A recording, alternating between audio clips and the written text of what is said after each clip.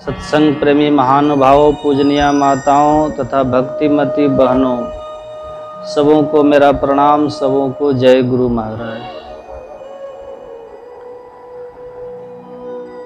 महाभारत में नारद जी का चरित्र है। एक बार भगवान विष्णु ने अपने पार्षदों से पूछा कि बहुकाल बीत गए, नारद जी बैकुंठ नहीं पधारे हैं, नारद का पता करो। उनके पार्षदों ने भगवान विष्णु को सूचना दी कि नारद जी महाराज तपस्या में लीन हैं। भगवान विष्णु नारद जी के समक्ष उपस्थित हुए और कहा, मुनि, हे मुनि श्रेष्ठ, आप जैसा ज्ञानी अब किस ज्ञान के लिए तप का सहारा ले रहा है? तो नारद जी ने कहा, भगवान, मैं ये जानना चाहता हूं कि परमात्मा की सृष्टि में सबसे श्रेष्ठ कौन है? तो भगवान विष्णु ने कहा कि हे नारद जी, आपने बहुत ही उत्तम और गूढ़ शंका हमारे सामने रख दी है, लेकिन आप अधिकारी हैं नारद जी, इसलिए मैं आपको परमात्मीय सृष्टि का सर्वश्रेष्ठ प्राणी कौन है, इसका उत्तर मैं अवश्य दूंगा। भगवान विष्णु कहते हैं, परमात्मा की सृष्टि में कोई देवता अगर आपके मस्तिष्क में हो कि परमात्मीय सृष्टि में कोई देवता ब्रह्मा विष्णु महेश श्रेष्ठ हैं या कोई अन्य श्रेष्ठ है, तब आप भूल में। मैं आपसे गूढ़ गुप्त रहस्य और भेद की बात बताता हूं नारद जी, आप लोग ध्यान से सुनिए। न मनुष्यात् श्रेष्ठ तरंग ही किंचित। हे नारद जी, मनुष्य शरीरधारी से कोई भी शरीरधारी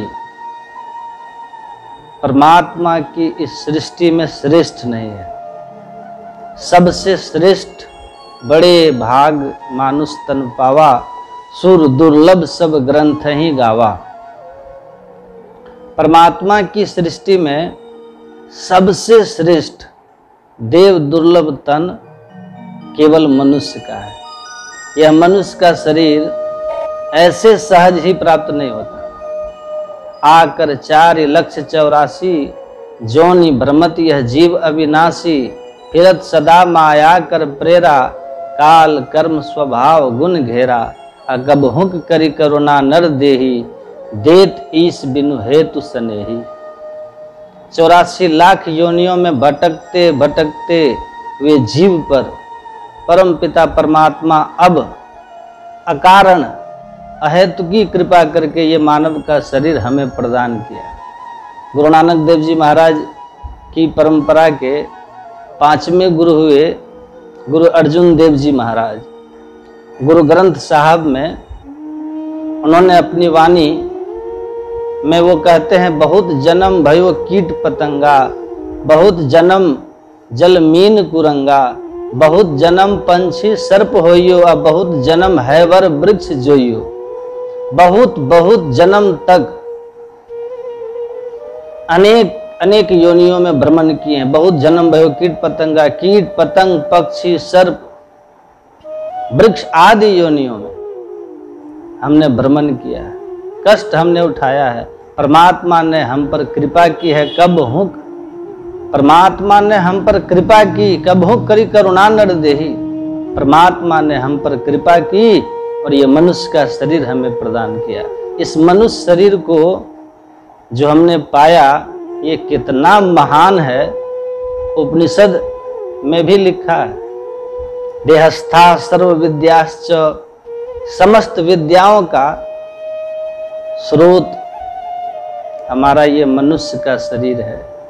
देहस्था सर्व विद्याश्च देहस्था सर्वदेवता, सब देवताओं का वास में ये शरीर है। देहस्था सर्व तीर्थानि गुरुवाक्येन लभ्यते। सब कुछ इस शरीर में है, सब कुछ घर में ही बाहर नाही, अब बाहर टोले सो भरम भुलाही। सब कुछ इस शरीर के अंदर में ही है। एक बार आनंद स्वामी काशी में रहते थे, आर्य समाज के थे। उनके पास में एक व्यक्ति आए, उनको प्रणाम करके बैठे। तो आनंद स्वामी ने उनसे पूछा कि आप क्या करते हैं भाई? कहा कि मैं दुकानदारी करता हूँ महाराज, दुकान है मेरी। कहा आप दुकानदारी क्यों करते हो? तो उन्होंने कहा महाराज पैसा कमाने के लिए। तो आनंद स्वामी ने पूछा कि पैसा क्यों कमाते हो? कहा महाराज पैसा नहीं कमाएंगे तो फिर खाएंगे क्या? तो आनंद स्वामी फिर पूछते हैं कि खाते क्यों हो? वो व्यक्ति हंसने लगा। कहा महाराज ये भी कोई पूछने वाली बात है, अगर खाएंगे नहीं तो फिर जिएंगे कैसे? आनंद स्वामी ने कहा बड़े ज्ञानी लगते हो, हर प्रश्न का तुम्हारे पास उत्तर है, इसलिए मेरी जिज्ञासा, अंतिम जिज्ञासा अब है, अंतिम प्रश्न अब है मेरा तुम्हारे सामने कि ये बता दो कि तुम जीते किस लिए हो? तुम जीते किस लिए हो? तो वो आदमी चुप हो गया, निरुत्तर हो गया। तो आनंद स्वामी ने कहा यही तुम्हारे दुख का कारण है। इस मनुष्य के बारे में क्या कहें, बड़े भाग मानुष तन पावा। लेकिन इसको ये ही पता नहीं है कि परमात्मा ने जो ये देव दुर्लभ ये शरीर दिया है, उस तन की महिमा क्या है, इस तन की उपाधेयता क्या है। इस तन को परमात्मा ने अगर हमें दिया है तो इस उनकी भी कुछ आशा अपेक्षा रही होगी, तभी न दिया है। जिसको इस तन पा करके इस तन के लक्ष्य का ही ज्ञान नहीं है, उसको बड़भागी कहें या फिर हम अभागा कहें, मैं बड़ा संशय में हूं। तो जीवन के लक्ष्य को जो नहीं जानते हैं, वो मनुष्य शरीर पा करके भी मनुष्य शरीर से होने वाले महत्तम लाभ, श्रेष्ठ लाभ जीवन में वो उतार नहीं पाते हैं और प्राप्त नहीं कर पाते हैं। संसार में आप कुछ भी बन जाओ, लेकिन आप संसार में कुछ भी हो जाइए, बन जाइए, लेकिन कुछ भी यहां रहने वाला नहीं है, कुछ नहीं।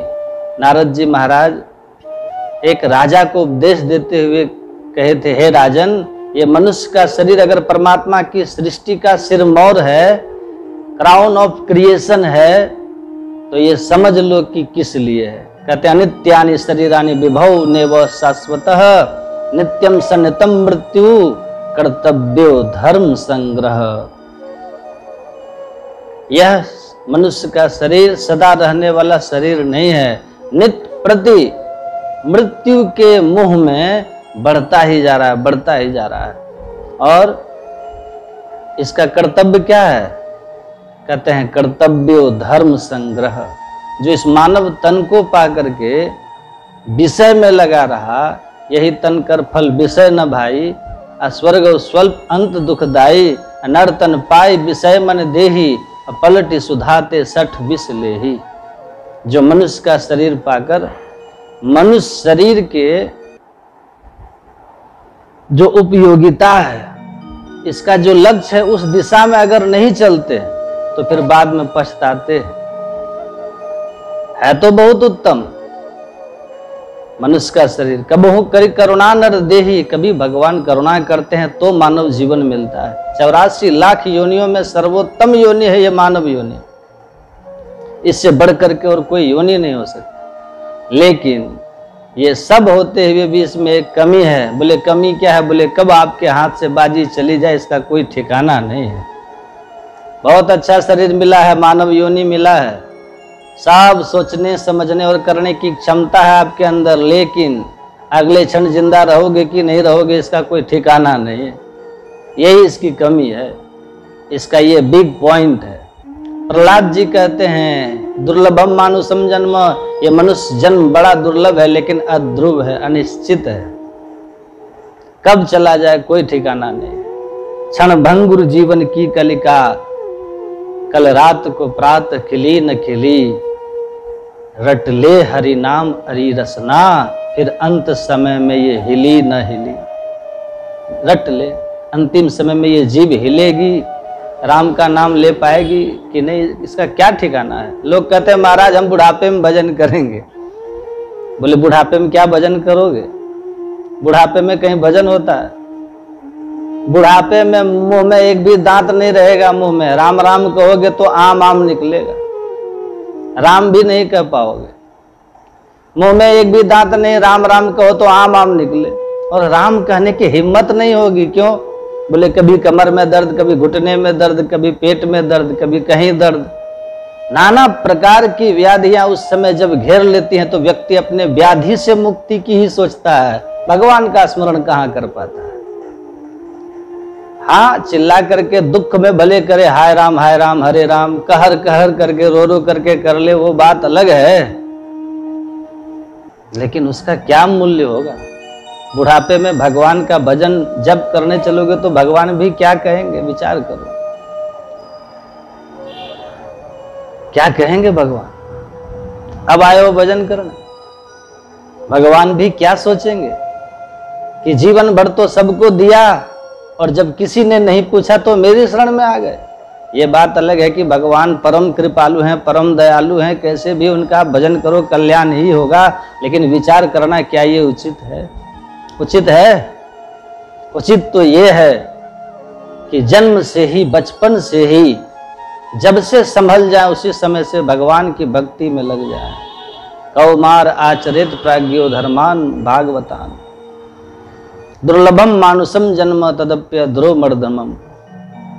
प्रहलाद जी ये कहते हैं, सर्वत्र लभ्यते दैवात यथा दुख मयत्नतः। प्रहलाद जी कहते हैं असुर बालकों, सुख प्राप्त करने के लिए भी बहुत परेशान नहीं होना चाहिए व्यक्ति को। क्यों? प्रहलाद जी कहते हैं इंद्रियों से जो सुख मिलता है, संसार का जो सुख है, भोग है, इसके लिए भी प्रयास करने की कोई जरूरत नहीं। क्यों? बोले ये भी प्रारब्ध से तुम्हें मिलेगा। किस प्रकार से? ध्यान से सुनिएगा। बोले यथा दुख मयत्नतः। ये बड़ा सुंदर तर्क है प्रहलाद जी का, इस तर्क पर आप लोग भी विचार करना। यथा दुख मयत्नतः, कोई भी संसार का व्यक्ति, अज्ञानी से भी अज्ञानी व्यक्ति, दुख प्राप्त करने के लिए कोई यत्न नहीं करता, कोई प्रयास नहीं करता। आप दुख प्राप्त करने के लिए कभी कोई प्रयास नहीं करते। दुख प्राप्त करने के लिए आप पैसा नहीं खर्चा करते। दुख प्राप्त करने के लिए आप किसी से निवेदन नहीं करते। दुख प्राप्त करने के लिए आप कोई संसाधन एकत्रित नहीं करते। यहाँ तक कि दुख प्राप्त करने के लिए आप भगवान से प्रार्थना भी नहीं करते कि हे प्रभु आप मुझे दुख दे दो। कोई करता है? नहीं करता। दुख के लिए आप कोई साधन नहीं करते हैं, फिर भी दुख आपके जीवन में आता है। आयत्नतः, बिना यत्न किए आता है। उसी प्रकार से बिना यत्न किए सुख भी आएगा, तय है। कैसे आएगा? प्रहलाद जी कहते हैं देह योगेन देहिनाम सर्वत्र लभ्यते दैवात। दैवात माने प्रारब्ध के द्वारा। तुम्हारे प्रारब्ध में जितना सुख लिखा है और जितना दुख लिखा है, वो सुख दुख दोनों आएंगे। समय आने पर सुख आ जाएगा, समय आने पर दुख आ जाएगा। आप चाहे कितना भी प्रयास कर लो और कुछ न करो, फिर भी वो आएगा।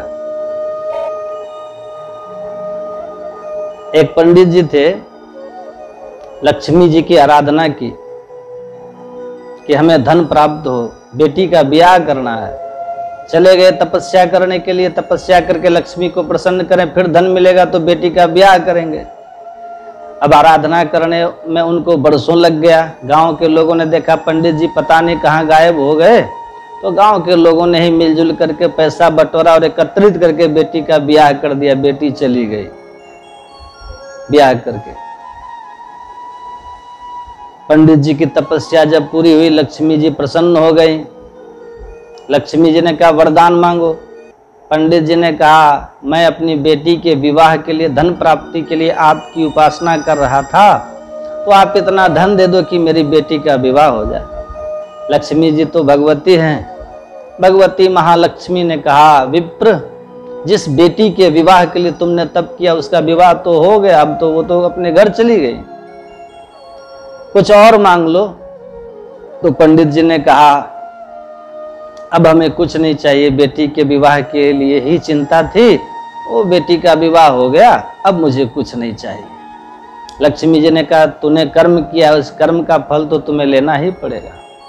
तुमने आराधना की है तो इसका भोग तुम्हें भोगना पड़ेगा। पंडित जी ने कहा हम नहीं लेंगे। लक्ष्मी ने कहा इसका फल तो तुम्हें भोगना ही पड़ेगा, तुम्हारे विधान में है। पंडित जी ने कहा क्या भोग है इसका? बोले इसका भोग यही है कि 1 वर्ष तक तुमको राजा बन करके राज सुख भोगना है। पंडित जी ने सोचा ये लक्ष्मी जी क्या बोलती हैं, 1 वर्ष तक राजा बन करके राज्य सुख, मेरे जैसे दरिद्र को कौन राजा बनाएगा, कहां मैं राजा बनने जा रहा हूं, ये तो कल्पना से परे की बात है। लक्ष्मी जी तो अंतर्धान हो गई, पंडित जी चल पड़े। लेकिन पंडित जी विद्वान थे, वेद पढ़ा था उन्होंने, लक्ष्मी की महिमा को उन्होंने जाना था। पंडित जी ने सोचा लक्ष्मी की बात झूठी तो नहीं हो सकती, वो भगवती हैं, उनकी वाणी मिथ्या नहीं हो सकती। अब 1 वर्ष के लिए हमको राजा बनना पड़ेगा, तो राजा बन करके मैं राज सुख भोगूंगा, हमारा ब्राह्मण धर्म नष्ट हो जाएगा। हमारा जीवन तो तपस्या के लिए है, ब्राह्मण का जीवन तपोमय होना चाहिए, मैं क्या करूं अब? तो पंडित जी ने सोचा इससे अच्छा है कि मैं मर जाऊं। हाँ, मर जाऊंगा तो राजा बनने से बच जाऊंगा। अब देखो बुद्धि उनकी, अब प्रारब्ध अपना काम करता है। पंडित जी ने सोचा हम मर जाएं तो इस प्रारब्ध से बच जाएंगे, राजा नहीं बनना पड़ेगा। अपने से मरते हैं जाकर के तो आत्महत्या का पाप लगेगा। कोई मार दे तो ऐसे ही बिना कारण कोई किसी को क्यों मार देगा? तो फिर पंडित जी को बुद्धि सूझी, बोले चले राजा के पास और चल करके राजा का अपमान करें, राजा के साथ ऐसा व्यवहार करें कि राजा क्रोध में आकर के हमें मृत्यु दंड सुना दे। तो राजा के द्वारा जिस किसी को दंड मिलता है तो उसकी अकाल मृत्यु नहीं मानी जाती है, तो मैं अकाल मृत्यु से भी बच जाऊंगा। पंडित जी आए और सोचने लगे क्या अपराध करें कि राजा क्रोधित होकर के मुझे मृत्यु दंड दे। छोटे मोटे अपराध पर तो मृत्यु दंड देगा नहीं। तो पंडित जी को बुद्धि आई, सभा में पहुंचे, राजा दरबार में बैठा था, अपने सिंहासन पर दरबार लगा हुआ था। पंडित जी ने अपना जूता उतारा और खींच करके फेंक के मारा एक जूता। राजा ने, पंडित जी ने सोचा कि इसके बाद तो मृत्यु दंड मुझे तय है, इससे बड़ा तो काम कुछ हो ही नहीं सकता, इतना बड़ा अपमान राजा का कौन कर सकता है। जूता फेंक करके मारा, लेकिन जूता आते देखकर राजा ने सिर ऐसे कर लिया। जूता जाकर के छत्र के डंडे में लगा तड़ाक से, जो सिंहासन में छत्र लगा था, और उसी छत्र के डंडे में एक सर्पिनी, एक नागिन राजा को काटने के लिए उसी नाग पर, वो सर्पिनी पर जाकर के जूता लगा और वो सर्पिनी नीचे गिरी और छटपट छटपट करके मर गई। राजा ने देखा, सेवकों ने पकड़ लिया पंडित जी को, तब तक देखा सांप मरा पड़ा है, जूता पड़ा है। तो लोगों ने कहा पकड़ो पकड़ो, इस ब्राह्मण ने अपराध किया है। पकड़ करके पंडित जी लाए गए। उसी समय कुल पुरोहित को बुलाया गया।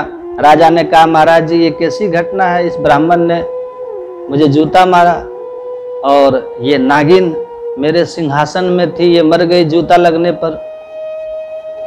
तो जो कुल पुरोहित थे उन्होंने राजा की कुंडली निकाली और कुंडली पढ़ करके कहा, हे राजन, आज आपका काल सर्प योग था, आज काल सर्प योग के कारण आपकी मृत्यु संभव थी, आपकी मृत्यु हो जाती, लेकिन इस ब्राह्मण की कृपा से आप बच गए, इस ब्राह्मण के आशीर्वाद से आप बच गए। इसने जूता मारा और वो नागिन मर गई, आपका काल सर्प योग दूर हो गया।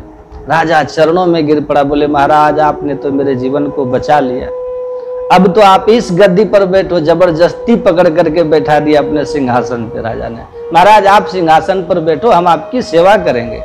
ब्राह्मण ने कहा नहीं नहीं महाराज, हमको फांसी सुनाओ, हम मरना चाहते हैं। राजा ने कहा रे रे रे, ऐसा कैसे हो सकता, आपने मेरे जीवन को बचाया है और मैं आपको फांसी सुनाऊं, ये तो हो ही नहीं सकता। आप मेरे गद्दी पर बैठो, मैं आपकी सेवा करूंगा, आप ब्राह्मण हो, आचार्य हो। अब तो राजा की इसी श्रद्धा उमड़ी महाराज चरणों में लौट गया। और ब्राह्मण तो ऐसा प्राणी है इस पृथ्वी का कि थोड़ी सी कोई श्रद्धा प्रकट कर दे और सम्मान कर दे तो ब्राह्मण संत रीझ जाते हैं, उनके पास और कुछ नहीं।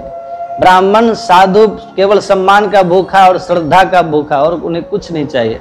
अगर कोई झूठी भी श्रद्धा दिखा दे तो उसके ऊपर वो कृपा कर देता, भले उससे उसका नुकसान हो जाए। यही ब्राह्मण और संत महात्माओं का धर्म है। तो ब्राह्मण को दया आ गया। ब्राह्मण ने कहा जब इतनी सेवा ये करने को तैयार है, मैं अब इसको क्या कहूँ। अब तो महाराज राजा उस ब्राह्मण की रोज सेवा करे, सिंहासन पर बैठा है, साथ में घुमाए, रथ पे लेके जाए। धीरे धीरे राज्य सुख भोगते भोगते बड़ा मजा आने लगा। पंडित जी को भूल गए सब पुरानी बातें। 1 साल तक राज्य सुख भोगा। राजा शिकार खेलने जाए तो इनको भी लेके जाए, आप चलो। साथ में जाते, जंगल में वस्त्रावास लगा, दोनों के पलंग अगल बगल ही लगते थे। इधर राजा इधर महाराज पंडित जी, दोनों अगल बगल। रात में जंगल में वस्त्रावास लगा था, शिविर लगा था, वहीं पर विश्राम कर रहे थे। सैनिक लोग चारों तरफ लगे हुए थे। रात्रि में एक सर्प जंगल से कहीं से घूमते हुए उस शिविर में घुस गया। खुरखुर की आवाज हो गई। राजा तो गहरी नींद में सो रहा था, पंडित जी की नींद खुल गई। देखा ये सर्प तो राजा की ओर आ रहा है। पंडित जी ने सोचा इस राजा ने मेरी इतनी सेवा करी, अपनी गद्दी पर बैठा करके मेरी आरती उतारता है, और ये सर्प राजा की ओर जा रहा है, कहीं राजा को काट लेगा तो राजा की तो मृत्यु हो जाएगी। उस सर्प को मारने के लिए पंडित जी ने अपनी तलवार निकाली, क्योंकि राजा के साथ रहते थे तो तलवार अस्त्र शस्त्र सब रखते थे। ज्यों ही तलवार निकाली, खर्र से सांप तो भाग गया, लेकिन खर्र की आवाज होते ही राजा की नींद खुल गई। राजा ने देखा पंडित जी ने अपनी तलवार निकाल के रखी है। राजा की बुद्धि बदल गई। बोले ब्राह्मण, तेरी मैंने पूजा करी, तेरा इतना सम्मान किया हमने, और आज तू एकांत अवसर पकड़ के मुझे मार देना चाहता है। उल्टा अर्थ निकाल लिया। राजा ने कहा तू मेरी हत्या करना चाहते हो, यहां जंगल में मार दे तो तुम्हारा राज्य निष्कंटक हो जाए। पंडित जी ने कहा नहीं नहीं महाराज, ऐसी बात नहीं है, एक सर्प आया था। बोले कहाँ सर्प? सर्प तो भाग गया था। क्या प्रमाण देते ब्राह्मण? और रात्रि का समय और तलवार हाथ में, और वहां दूसरा कोई था नहीं। कितनी भी सफाई दी पंडित जी ने, राजा ने स्वीकार नहीं किया। क्यों? बोले प्रारब्ध विपरीत आ चुका था, कर्म का भोग पूर्ण हो चुका था, वैसी अवस्थाएं सृजित हो गई, व्यवस्था वैसी बन गई। राजा ने विचार किया इसको क्या दंड दें। फिर राजा ने सोचा, राजा ने कहा कुछ भी हो, एक बार इसने मेरे प्राण की रक्षा करी है, और आज ये भले मुझे मारना चाहता हो लेकिन मारा तो नहीं है, तो मैं इसको मृत्यु दंड क्यों दूं। राजा ने कहा ठीक है ब्राह्मण, तूने एक बार मेरे प्राण की रक्षा की, इसलिए मैं तुझे जीवन दान देता हूं, लेकिन मेरे राज्य की सीमा से तू बाहर चले जाओ। तो पंडित जी चल पड़े, सब सुख छोड़ करके, सुविधाओं को छोड़ करके जब फिर चल पड़े और राज्य की सीमा से बाहर निकले तो लक्ष्मी जी रास्ते में मिल गई। लक्ष्मी जी ने कहा कहो विप्र, कर्म का फल क्या होता है? तुम्हें अपने प्रारब्ध को भोगना पड़ा। तो ये प्रारब्ध की गति बड़ी विलक्षण है। सुख दुख प्रारब्ध में जितना लिखा है वो समय आने पे बिना प्रयास के ही आ जाएगा। वो आएगा, उसे कोई रोक नहीं सकता। प्रारब्धम परिभुज्य कर्म सकलम प्रक्षिण कर्मान। प्रहलाद जी कहते हैं हे असुर बालकों, ये सुख दुख प्रारब्ध बस आते हैं। जिस तरह दुख को प्राप्त करने के लिए व्यक्ति कोई प्रयास नहीं करता और वो आ जाता है, उसी प्रकार से सुख भी आएगा। इसलिए सुख दुख की चिंता छोड़कर भगवान का, ईश्वर का चिंतन करना चाहिए। प्रहलाद जी की इन बातों को सुनकर के असुर बालक उनके भक्त बन गए और सब भगवान के भजन में लग गए। ये संसार में कौन सुखी है बताओ? यहाँ आप लोग जितने भी हैं, बताओ कौन सुखी है? कौन है ऐसा जिसको कोई दुख नहीं, कोई परेशानी नहीं है? है कोई ऐसा? कोई नहीं है। तन धर सुखिया कोई न देखा, कोई सुखी नहीं है। अब भरोसा नहीं होता तो अपने से पूछ लो, क्या आप लोग सुखी हैं? क्या आप सुखी हैं? अंदर से जवाब आएगा नहीं। अगर कोई है तो मुझे कमेंट करके बताओ।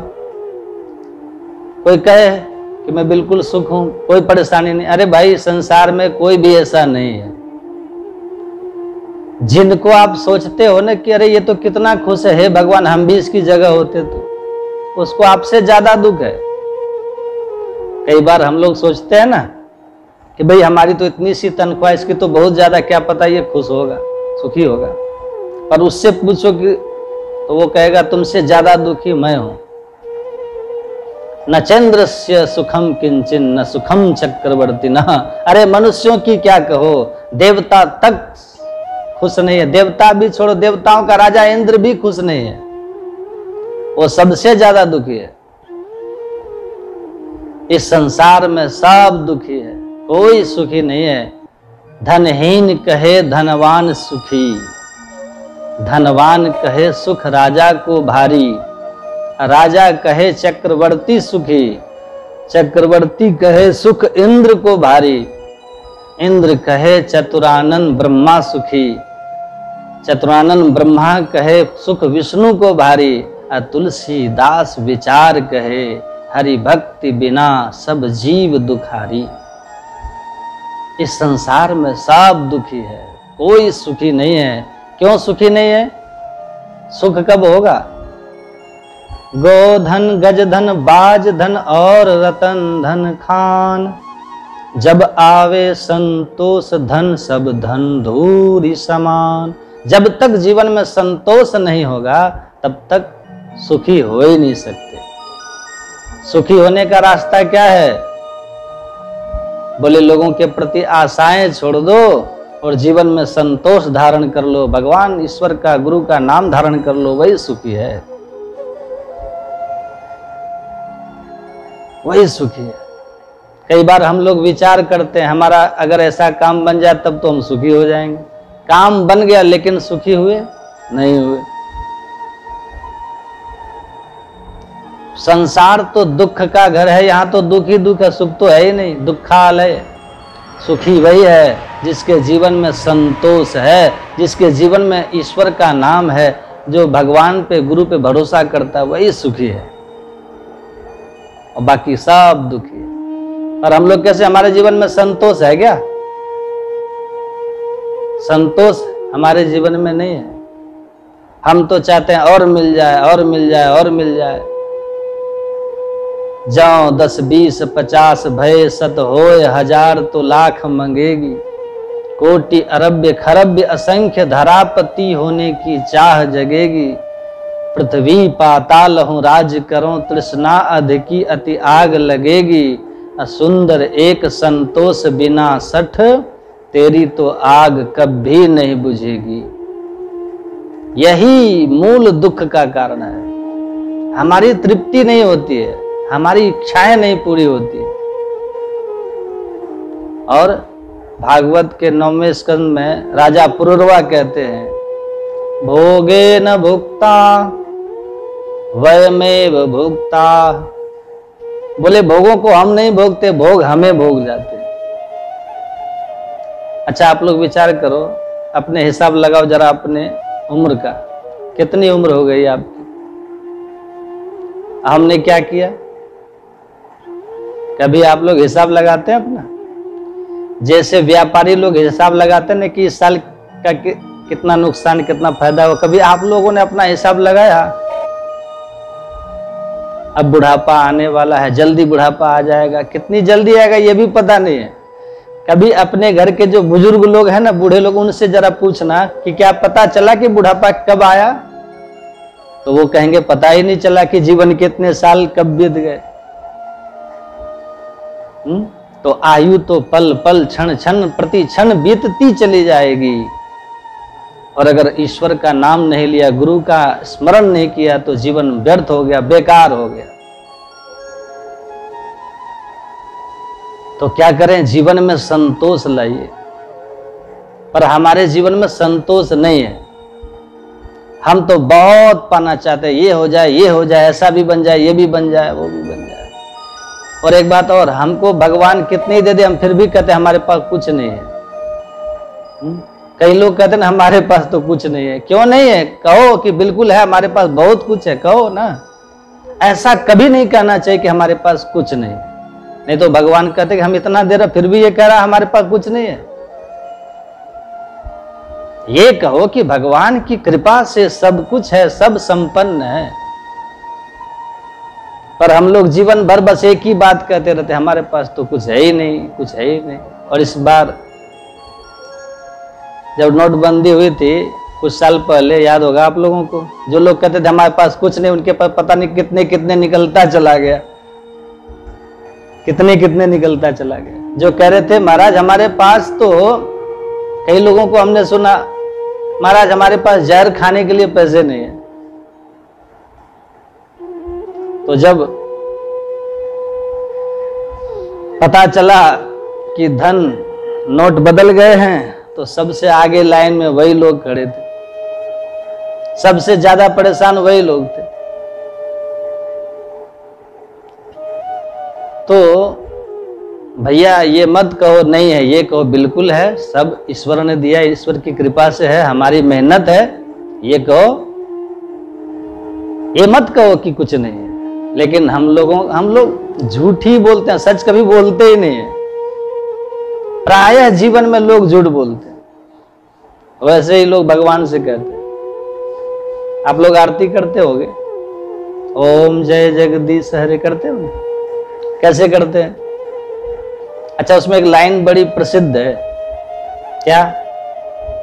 तन मन धन सब कुछ है तेरा, स्वामी सब कुछ है तेरा, तेरा तुझको अर्पण क्या लागे मेरा, जय जगदीश हरे। अब कोई कहे क्या है तुम्हारे, अरे हमें नहीं जानते, हमारे पास कितना है, ये है वो है।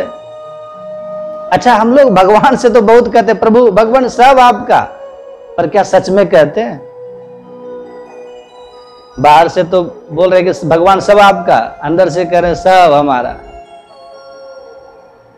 ये संसार में कई प्रकार के लोग हैं। कुछ लोग कहते हैं भैया जो मेरा वो मेरा, जो तेरा वो तेरा, ये प्रकृति है। कुछ लोग कहते हैं भैया जो मेरा वो तो मेरा, पर जो तेरा वो भी मेरा। ऐसे भी बहुत हैं। ये क्या है? ये विकृति है। और जो कहे कि भैया जो तेरा है वो तो तेरा है, और जो मेरा है वो भी तेरा है, ये संस्कृति है। लेकिन हमारे संत लोग तो कहते हैं भैया न तो तेरा है न मेरा है, किसी का नहीं है। अब विचार कीजिए भैया, जीवन में होना चाहिए संतोष। संतोषम परमम सुखम, संतोष में परम सुख है, परम आनंद है। अच्छा, जीवन में सुखी होना चाहते हो? कई लोग हमसे कहते हैं महाराज हम बहुत दुखी, बहुत परेशान है, सुखी कैसे हो? तो उनके लिए एक उपाय हमारी तरफ से, 2 काम कर लो अपने जीवन में।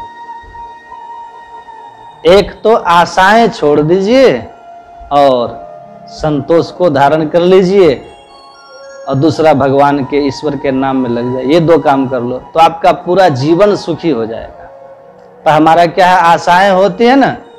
अच्छा, आशा ही परमम दुखम नैराश्यम परमम सुखम, आशा परम दुख का कारण है। 11 स्कंद भागवत का कह रहा है। आप कहेंगे कैसे? अभी मान लीजिए आप पर कोई संकट आ गया, आपको बहुत जरूरी धन की जरूरत है, आपको ठीक है, आपको कुछ पैसे की जरूरत है, और आपको भरोसा है कि वो व्यक्ति मुझे जब पैसे की जरूरत पड़ेगी तो वो व्यक्ति मुझे देगा। ध्यान से सुनिएगा, आपको पूरा भरोसा है कि ये व्यक्ति मेरी मदद जरूर करेगा। आप जब उससे कहोगे हमें इतनी जरूरत है दे दो, और वो मना कर दे, तो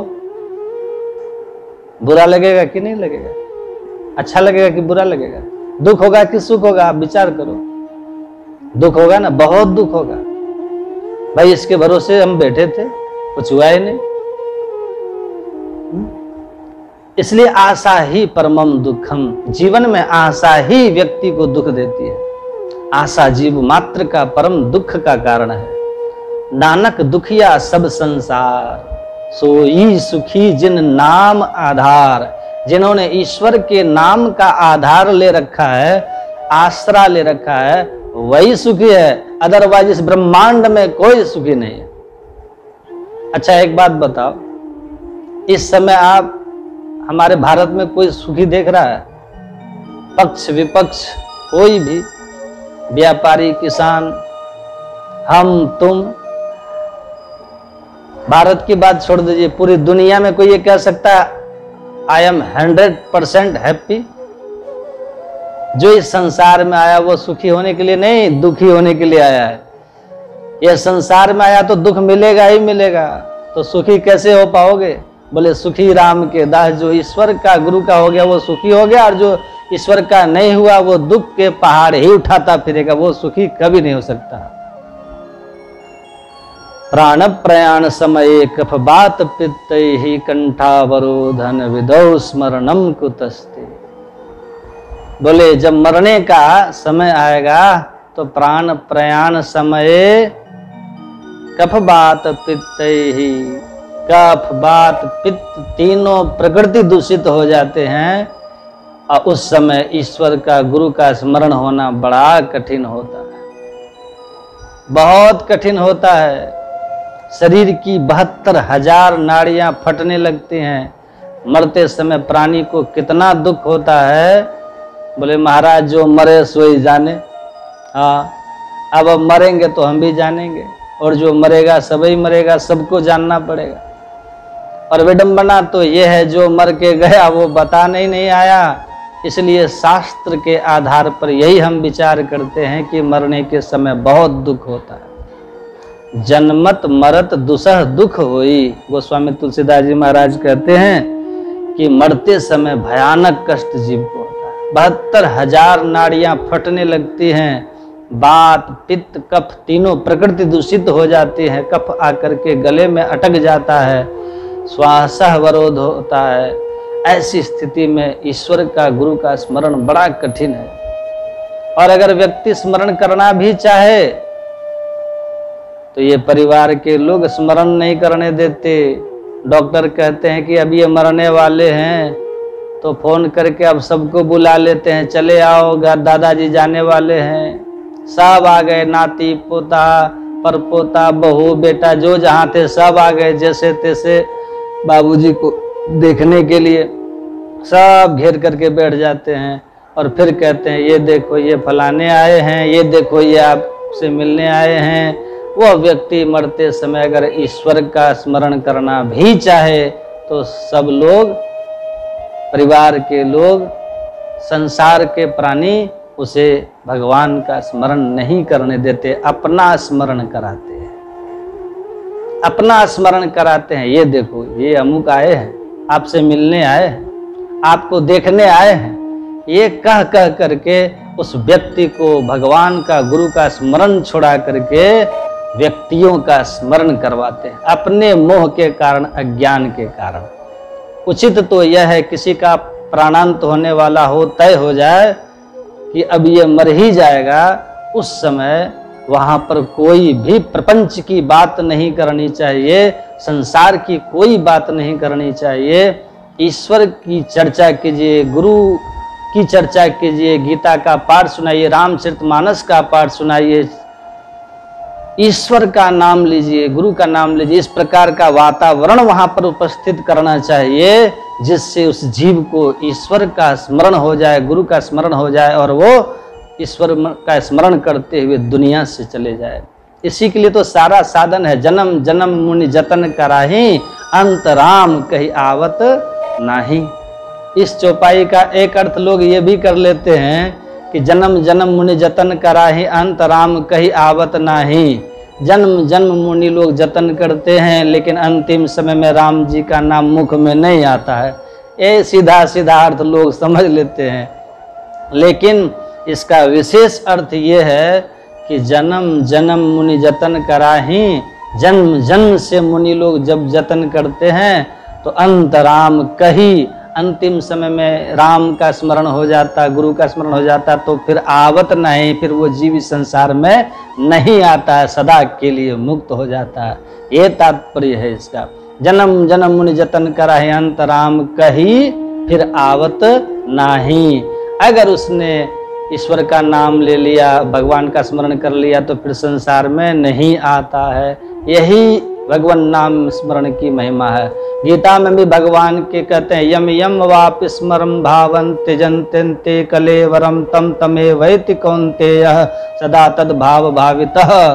मरते समय जो जिस भाव का स्मरण करता है उसी भाव को वो प्राप्त हो जाता है। तो मरते समय भगवान का, गुरु का स्मरण हो, उस जीव को ये प्रयास करना चाहिए। लेकिन परिवार के लोग अपना स्मरण करवाते हैं, और उससे भी बड़ी विडंबना तो ये है, जब वो मर जाता है तो उसका प्राण जब निकल गया, तब उसके बगल में बैठ करके लोग कहते हैं राम नाम सत्य है, राम नाम सत्य है। अरे यही राम नाम सत्य पहले बताया होता, जब वो जिंदा था, जब मर गया तो कह रहे हो राम नाम सत्य है। अब तो सुनने वाला तो गया, जिसको सुना रहे हो वो तो चला गया, पहले सुनाना चाहिए था। लेकिन लोग कहते हैं राम नाम सत्य है। एक महात्मा कहते थे संसार का धोखा है। बोले क्या धोखा है? बोले बचपन में सिखाया कि धराधाम सत्य है।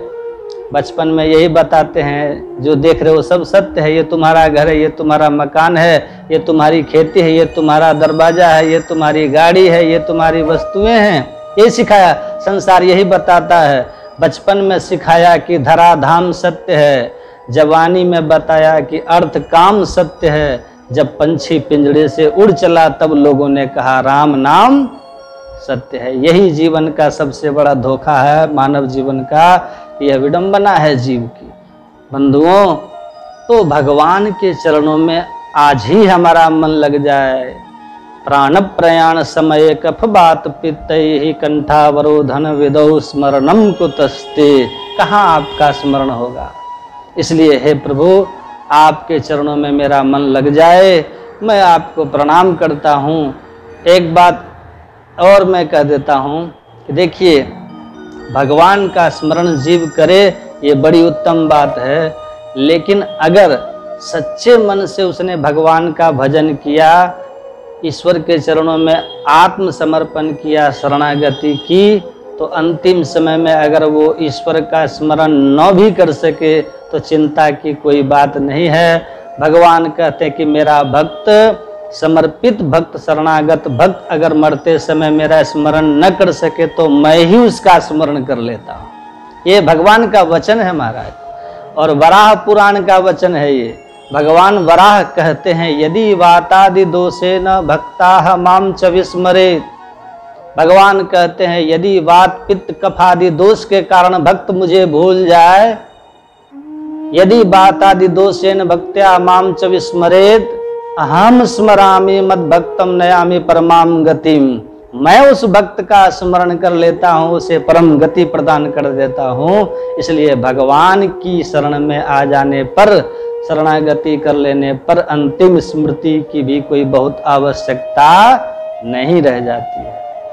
भगवान कहते हम स्मरामि मद भक्तम नयामि परमाम गतिम।